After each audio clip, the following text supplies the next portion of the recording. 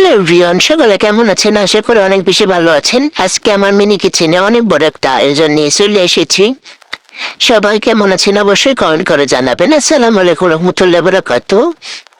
এই যে দেখতে পাচ্ছেন আমার ভাত তুলে দিয়েছি, প্রায় ভাত হয়ে গেছে। এর মধ্যে আমি যে নিয়েছিলাম মুরগির মাংস, তারপর পেঁয়াজ দিয়ে নিলাম, আদা বাটা দিয়ে নিয়েছি, তারপরে যে দেখেন লবণ দিয়ে নিয়েছি, মরিচ দিয়ে নেব, বেশি করে মরিচ দেব, চোখোমুখো যেন হয় ভালো। পরে সবকিছু দিয়ে ভালো করে মেখে নেব, যত মাখাবেন তত স্বাদ হবে। পরে এই যে দেখেন পানি দিয়ে নিলাম, পানি দিয়ে এই যে দেখেন ভাত তো হয়ে গেছে, আমি ভাত ঠিকা দিতে নিব। পরে পাতিলটা উঠায় দেব, পাতিলটা উঠায় দিলাম। এই যে দেখ মিডিয়াম পাতিলে রান্না করছি। এর পর্যায়ে ভালো করে নেড়ে দিতে হবে, ভালো করে নেড়ে এই যে দেখেন রান্না হয়ে গেছে।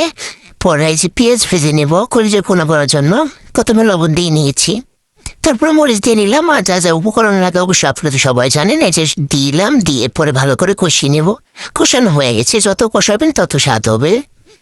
আমি অনেক সুন্দর করে রান্না করেন, তাকে তার নিজের খেতে পারে, ফেলে না দিতে হয়। আর অনেক অনেক আপনাদের ভিডিও দেখি যে এরা খাবার রান্না করে ফেলে দেয়। আল্লাহর রহমতে আমি একটাও রান্নাও ফেলে দিতে হয় না। আমার ভাইয়েরা আছে আর আছে, একটু পর পর বলে আপু কখন রান্না হবে। মিনি রান্না করে রান্নাও অনেক পছন্দ করে, এর জন্য একটা রান্না ফেলে দিতে হয় না, অনেক মজা হয় খেতে।